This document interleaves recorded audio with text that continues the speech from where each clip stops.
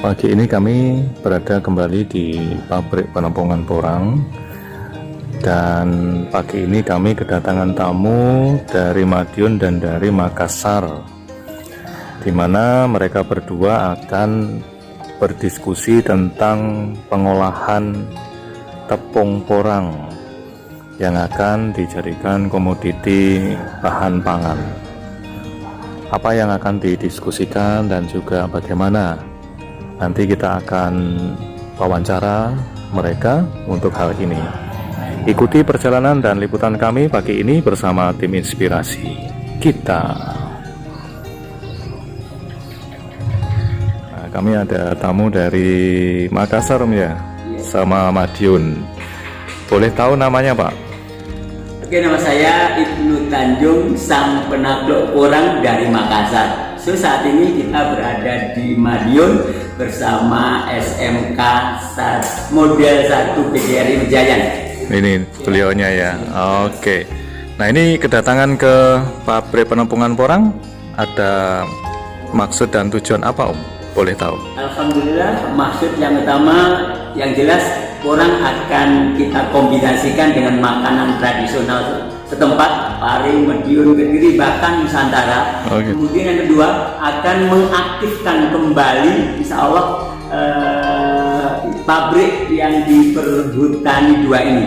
Okay, nah, konsepnya apa? Kita sedang membicarakan itu. Yang jelas kita akan memanfaatkan sesuatu yang saat ini mungkin manfaatnya berkurang, belum termanfaatkan. Oke, itu ya. Nanti para pemirsa bisa tahu manfaat porang lebih jauh gitu, Om, ya. Insya Allah salah satunya.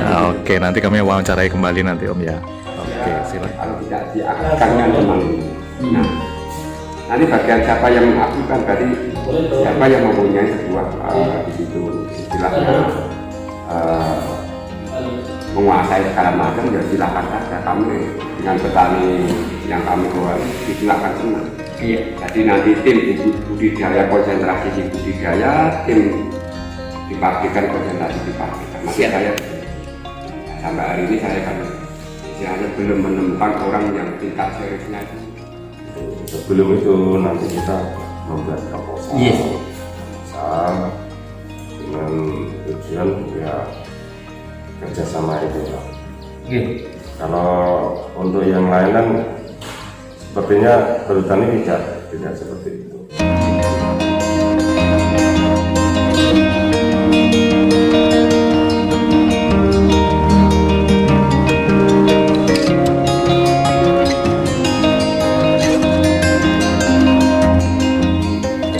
Dimasak. Perasana ininya. Iya. Ini apa? Ini ampasnya akan Ampas. dibuang. Ampas dibuang cuman ininya. Loh, sedikit sekali. Tuh. Ya enggak, nanti kan bisa seperti jenang. Gel. Iya. Oh, diporas. Kalau zaman dulu itu terus. Nah, tapi gatel betul. Ampasnya dibuang. Iya. Terus bawahnya nanti ada di apa? Ya jadi jelly, seperti jelly itu. Apa energi ini? Ya enggak kayak jenang. Nanti saya nyoba satu saja. Langsung Ya. saya praktek langsung, Pak. Nah, ini Saya bawa semua enggak apa-apa. Mau, Mbak, nanti kan saya ke sini. Loh, terus seandainya kita ini nanti ini untuk hitung randemen misalnya 1 ton, 2 ton dan sebagainya, nanti akan saya masang dulu untuk jadikan proposal itu, Pak. Karena nanti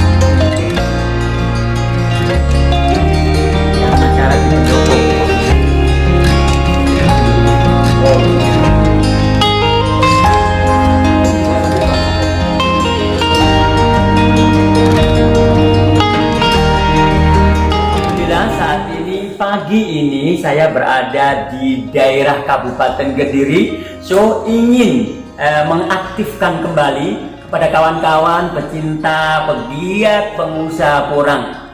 Ini waktunya bahwa porang tidak hanya sekedar dikenal, tidak hanya sekedar halusinasi, bukti nyata bahwa porang sekarang diminati beberapa negara.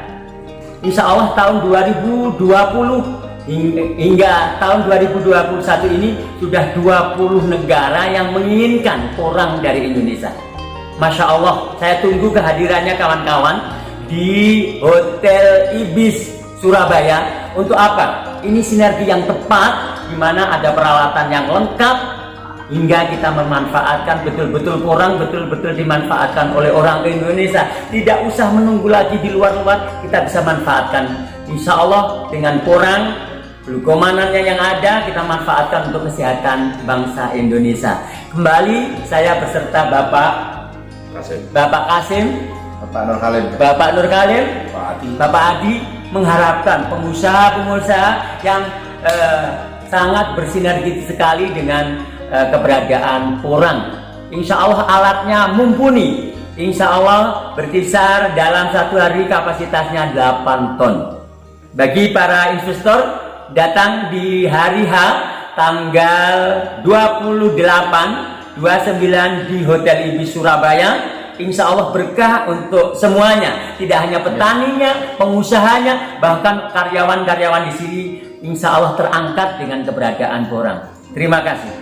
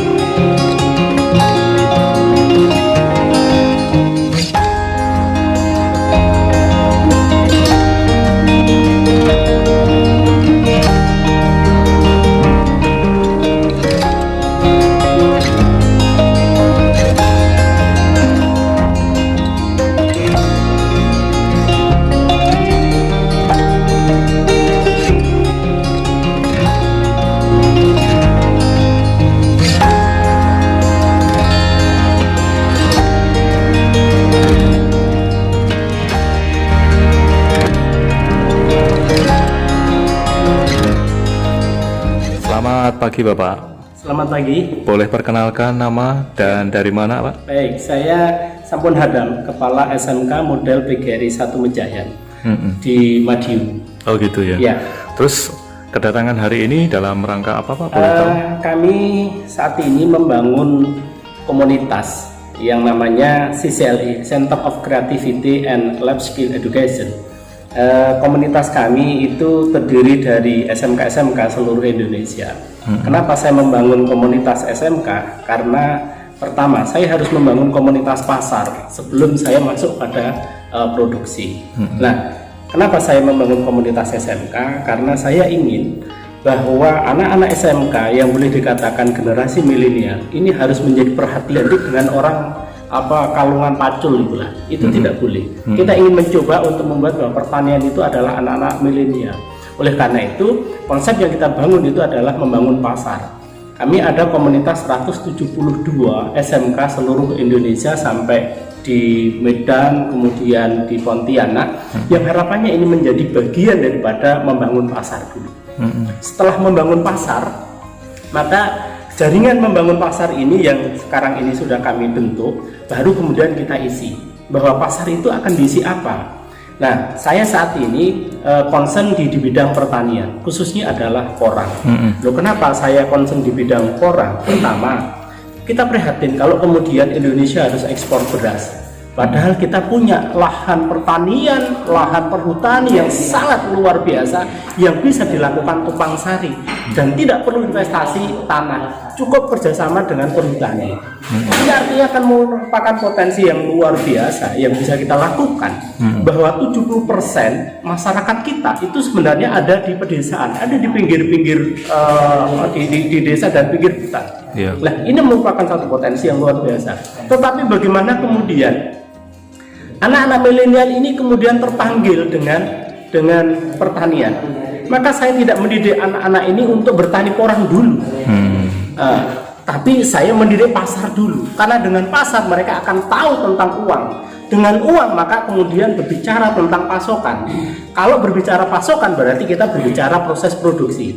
Saya datang ke sini dalam rangka kemudian untuk mengetahui tentang proses produksi. Di dalam orang ini ada 2 proses produksi yang nanti akan dikembangkan.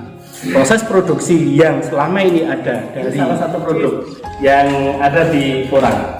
Nah, disinilah yang kemudian akan kita edukasi. Kalau kita membuat produk Porang ini dalam kemasan plastik yang seperti ini, maka nilainya pasti akan turun. Dan ini yang ingin kita edukasi, kenapa kita ingin membuat rumah produksi. Rumah produksi ini harapannya ini akan dikemas menjadi baik dengan standar luar negeri, standar ekspor. Pasti prosesnya ini tidak menggunakan standar ekspor. Kenapa? Karena pasti prosesnya berada di ruang terbuka seperti ini. Padahal kalau di standar ekspor tentu tidak bisa seperti itu, karena nanti akan ada oksigen, ada jamur, ada virus yang masuk. Tentu nggak standar. Nah, melalui rumah produksi yang ingin kita bangun bersama dengan SMK menjadi jejaring kita, harapannya petani ini menjadi petani Porang ketika membuat tahu ini bisa masuk ke standar ekspor atau standar untuk hygiene gitu inginnya.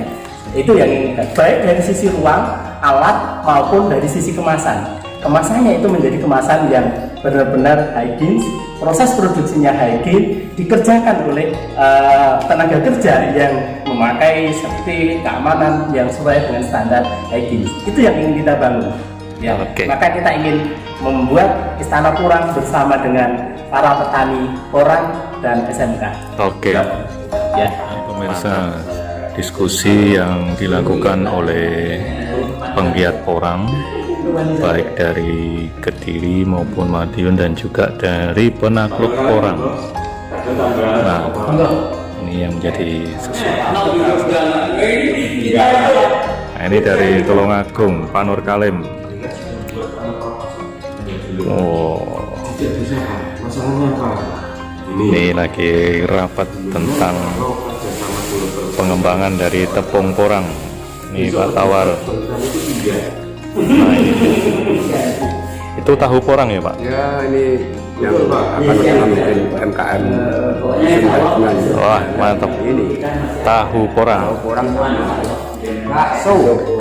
Nah, Ini banyak yang pesan dari beberapa provinsi dan negara tetangga. Oke, mantap.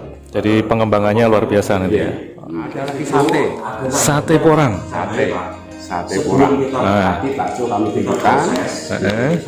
sate. Ini tahu dari Porang, jangan salah. Tahu dari Porang. Oh itu. Dan ini dari Pak Yuli, permen tape dari Porang. Nah itu. Dan satu lagi dari roti. Roti dari tepung Porang. Tepung Porang. Enak ya Pak ini ya? Enak sekali. Ya inilah nanti ikan per kapita petani akan naik, UMKM akan jalan. Solusi seperti inilah yang kami harapkan. Nanti kita nikmati sama-sama. Iya, biar Kabupaten Kediri menjadi ikon tanaman Porang dan produk-produk dari Porang. Oke, sip. Ini saya kan sebagai pengolah tepung Porang yang di pabrik. Biasanya kalau saya ngolah tepung Porang itu kan bentuk tepung, bukan dari bahan seperti ini langsung jadi makanan. Mohon dijelaskan Pak. Ya. Mungkin bisa sharing nanti bisa gimana sinergi bagus. Orang cara yang kedua dengan mekanik. Jadi tepung itu ada proses mekanik, meskipun juga ada tambahan kimianya. Nah, proses yang ketiga itu adalah dengan menggunakan organik. Kita ini menggunakan model organik. Dengan menggunakan model organik ini, maka dari umbi Porang ini hanya butuh waktu 5-6 jam bisa langsung jadi daging nabati. Itu daging anu Pak ya? Daging nabati. Ya, ini daging nabati, daging Porang. Yang daging Porang ini bisa disimpan sampai 6 bulan. Ya, disimpan dari 6 bulan. Dari daging Porang inilah kemudian menjadi bahan baku untuk dibuat aneka macam olahan Porang. mulai dari bakso, mie, kue, apapun bisa dibuat dari ini. Termasuk dalamnya bisa juga dibuat menjadi masker kecantikan, masker untuk kulit gitu. Nah, ini juga bisa dibuat lagi untuk produk-produk yang lain, khususnya untuk produk-produk makanan maupun non makanan. Alhamdulillahirrahmanirrahim, selesai sudah silaturahmi kami sang penakluk porang Ibnu Tanjung dan SMK model 1 PGRI Mejayan. Alhamdulillah pagi hari ini kita telah silaturahmi di pabrik ini dengan konsep insya Allah bekerja sama. Untuk kerjasama yang baik maka akan dilaksanakan dalam minggu depan atau di bulan depan kita sudah akan beroperasi di daerah Kediri dengan menggunakan metode kimiawi maupun dengan mekanik, dan yang terakhir dengan menggunakan metode organik. Ini adalah suatu ilmu yang luar biasa yang tidak sembarang orang bisa mengamalkan, akan tetapi sembarang orang bisa memanfaatkan. Makan porang, lancar otaknya, kenyang perutnya, sehat badannya. Ya, bersama dengan komunitas petani porang, perhutani dan SMK akan hadir untuk membawa kemakmuran bangsa. Dan pemirsa, setelah selesai dalam kunjungan kali ini, nah beliau sebagai penakluk porang julukannya selesai dan pulang ke Madiun ya. Oke.